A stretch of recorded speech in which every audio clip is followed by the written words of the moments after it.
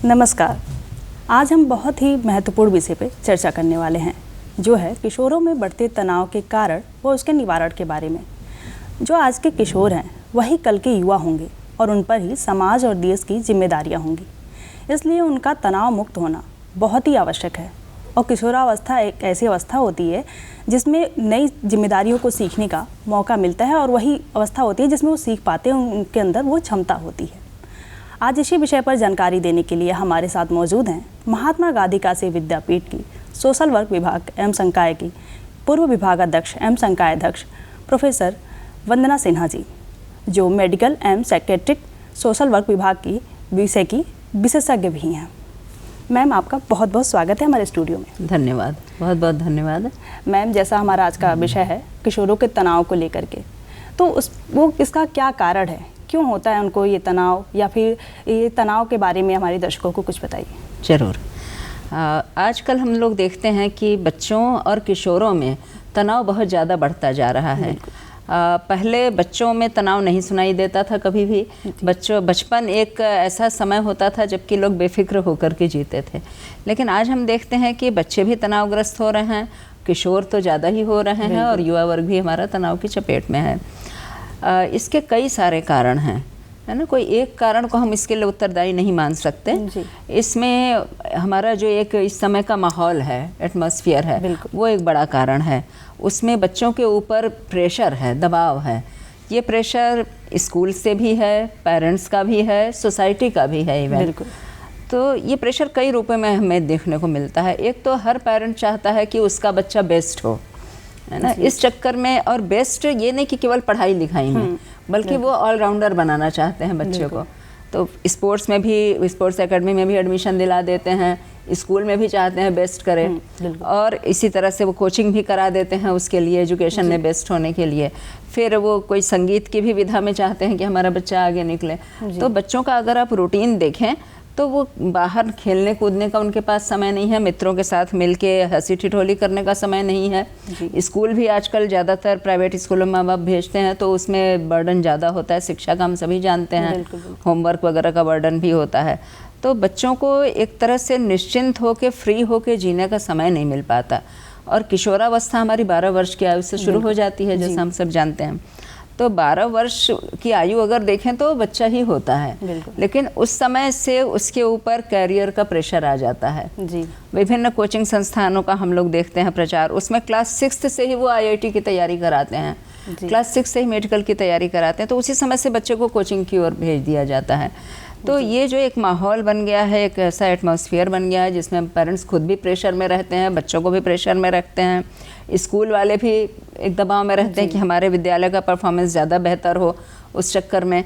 तो ये एक इन सब का सब मिला जुला असर है जो कि हम आज देखते हैं कि किशोरों में बहुत ज़्यादा तनाव देखने को मिल रहा है। मैम, जैसे आपने अभी शिक्षा की बात की, उनके तनाव पड़ता है उनके ऊपर, तो हम इससे जानना चाहेंगे, जैसे क्या होता है कि कुछ पेरेंट्स भी ऐसे होते हैं, फैमिली मेम्बर भी, जो बच्चों को कंपेयर करते हैं दूसरे से कि उनका बच्चा मेडिकल में है तो तुम भी मेडिकल में जाओ, इंजीनियरिंग में जाओ, या फिर अदर कोई भी फील्ड हो। जैसे आपने बताया कि अन्य क्षेत्रों में भी डालते हैं, संगीत में भी, कंप्यूटर सीखने में भी, तमाम चीज़ों में। तो बहुत बार ऐसा भी होता है कि बच्चों पे दूसरा फील्ड चुनना चाहते हैं लेकिन उन पर प्रेशर रहता है। तो माता पिता और उनके शिक्षकों का या उनके विद्यालय का क्या दायित्व होता है कि उन्हें कैसे तनाव मुक्त रखा जा सकता है?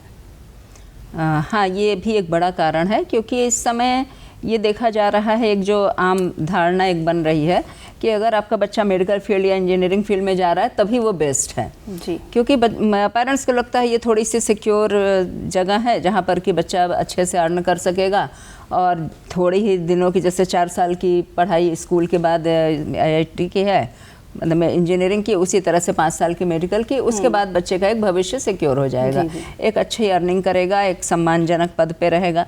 एक ये फीलिंग है, ये सोच है। लेकिन वास्तविकता ऐसा नहीं है कि केवल यही 2 फील्ड हैं, है ना। बहुत सारे फील्ड हैं, बहुत सारे आयाम हैं। जैसे आप ही देखिए, आप इस समय एंकरिंग कर रही हैं, टीवी में एक महत्वपूर्ण काम कर रही हैं, मैं शिक्षण का काम कर रही हूँ, मुझे भी अपना काम बहुत महत्वपूर्ण लगता है। तो ऐसा नहीं है, बहुत सारे फील्ड हैं।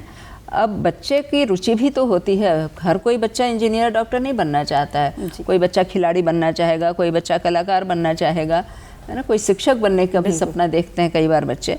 तो ऐसे में एप्टीट्यूड टेस्ट होना चाहिए, ये विद्यालय से भी होना चाहिए। पेरेंट्स को भी ध्यान देना चाहिए कि बच्चे का किस ओर रुझान है और किस में वो अच्छा कर सकता है जी। उसके आधार पर ही बच्चे को फील्ड चुनने के लिए आज़ादी भी देनी चाहिए जी। और उस ओर बच्चे को प्रेरित करना चाहिए। कई बार हम लोग इस चीज़ को इग्नोर करते हैं, हमें लगता है कि नहीं, जो सोसाइटी की एक मुख्य धारा चल रही है बस उसी में हमारा बच्चा भी जाए। तो इस चीज़ का ध्यान विद्यालय से भी ध्यान देना चाहिए और माता पिता को तो देना ही चाहिए। मैम, आप जैसे एक प्रोफेसर हैं तो आपसे जानना चाहेंगे कि जैसे आजकल के जो किशोर हैं जो 12-13 साल से ऊपर के होते हैं ऐसे, तो जो स्कूल में उस टाइम पे होते हैं, तो क्या उनके स्कूल में भी ऐसा कुछ है जो काउंसलिंग के लिए, जैसे वो अपनी बातें शेयर कर सके, उन्हें क्या पसंद है, क्या पढ़ना चाहते हैं, या गाइड लेना चाहें? कई बार बच्चे कंफ्यूज होते हैं कि उनको क्या करना चाहिए, इसकी वजह से बहुत स्ट्रेस में रहते हैं, तो उनके लिए क्या ऐसा कुछ सुविधा है? जी जया जी, आपने जो कहा ये काफ़ी अच्छी बात है, क्योंकि किशोरावस्था 12 वर्ष से शुरू जरूर होती है, लेकिन ये 19 साल 20 साल तक चलती है। तो उसमें बच्चे स्कूल से लेकर के कॉलेज, फिर अपना करियर ऑप्ट करना, ये पूरा फेज जो होता है ये पूरा किशोरावस्था में ही बीतता है। शायद इसी कारण से ज़्यादा बच्चे इसी एज में तनावग्रस्त हो रहे हैं। तो ये इसके लिए कुछ विद्यालयों ने शुरू किया है काउंसलर रखना, स्कूल काउंसलर रखना, और मुझे लगता है ये काफ़ी अच्छी पहल है, सभी विद्यालय में होना चाहिए। स्कूल काउंसलर की एक पद होती है जिसमें कि एक्सपर्ट जो साइकोलॉजिस्ट या काउंसलर होते हैं वो होती हैं, उनसे बच्चा भी जा कर के बात कर सकता है, बच्चे के पेरेंट्स भी मिल के बात कर सकते हैं और वो सही ढंग से काउंसलिंग कर सकते हैं। बिल्कुल। कि बच्चे का उसमें एप्टीट्यूड टेस्ट का भी होता है, वो कर सकते हैं टेस्ट, देख सकते हैं कि बच्चे की अभिरुचि किस ओर है, क्या कर सकता है बेहतर बच्चा, और उसी फील्ड में उसको जाने के लिए प्रोत्साहित किया जा सकता है। और ये शुरू हो गया है और मुझे लगता है हर विद्यालय में होना चाहिए, कॉलेज में भी होना चाहिए। यस मैम, इससे उन्हें काफ़ी मदद मिलेगी। हाँ, और बहुत मदद मिलेगी, तनाव से बाहर आने में उनको मदद मिलेगी, जो करियर को लेकर के उनका तनाव होता है उससे बाहर आने में मदद मिलेगी। जी मैम, ऐसा भी है कि आजकल के स्कूलों में भी ऐसा चल रहा है कि वो टैब से, फ़ोन से पढ़ा रहे हैं, या फिर ऐसा भी होता है कि ज़्यादातर बच्चे खुद से भी सोशल मीडिया पे ज़्यादा समय व्यतीत कर रहे हैं। क्या ये भी एक रीज़न हो सकता है उनके मानसिक तनाव का? निसंदेह जया जी, ये एक महत्वपूर्ण रीजन है और बहुत सारी स्टडी हुई हैं अभी इस पर कि कोविड-19 के बाद से, मतलब उस समय से लेके अभी भी बच्चों में तनाव की संख्या बहुत ज़्यादा बढ़ी है। ये समस्या जो परसेंटेज था वो तनाव का किशोरों में बढ़ा है, युवाओं किशोरों में। उसका एक बड़ा कारण है सोशल मीडिया, क्योंकि कोविड-19 के समय हम लोग बिल्कुल घर में कैद होकर रह गए थे, बच्चों का भी कहीं आना जाना नहीं था, और ऑनलाइन क्लासेस जब शुरू हुई तो वो बच्चे टैब या मोबाइल फ़ोन से ही जुड़ते थे। तो जब उनके हाथ में ऐसी चीज़ें आती थी, वो भी लंबे समय के लिए, तो बच्चे का भी मतलब ब्रेन काफ़ी विकसित हो जाता है उस समय तक। बच्चे को पता है कि इस पर और क्या क्या हम कर सकते हैं, जब इंटरनेट से लिंक है आपका कोई डिवाइस तो उस पर और क्या चीज़ कर सकते हैं। तो वो कई बार ऑनलाइन क्लास के बहाने फ़ोन लेकर के उसमें सोशल मीडिया से जुड़ते हैं।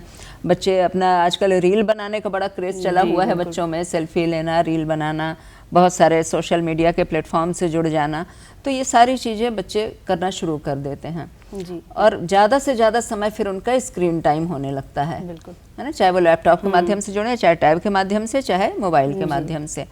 तो ये बच्चों को कहीं ना कहीं उनका बचपन तो छीनता ही है, क्योंकि बहुत सारी जानकारी उन्हें ऐसे समय में मिल जाती है जबकि उन्हें नहीं होनी चाहिए, और उस ओर फिर रुझान भी बढ़ता जाता है, क्योंकि ये एक ह्यूमन टेंडेंसी भी हम कह सकते हैं कि जिस चीज़ के लिए रोका जाए, मना किया जाए, उस ओर मन ज़्यादा भागता है। तो ये एक बड़ा कारण बन रहा है बच्चों को अवसाद में जाने का, क्योंकि इसमें कंपेयरिंग भी शुरू हो जाती है ना। और जैसे फेसबुक पे किसी ने या इंस्टा पे कोई रील पोस्ट किया या अपनी फ़ोटो पोस्ट की, फिर उसके बाद तुरंत ये देखते रहते हैं कि चाहे बच्चे हों या युवा, सभी में ये होता है कि देखते हैं कि कितने फॉलोअर्स बढ़े, कितने लाइक्स मिले, कितने अच्छे कमेंट्स आए पॉजिटिव, और नहीं आने पर अपने दोस्तों से कंपेयर भी होता है। बिल्कुल।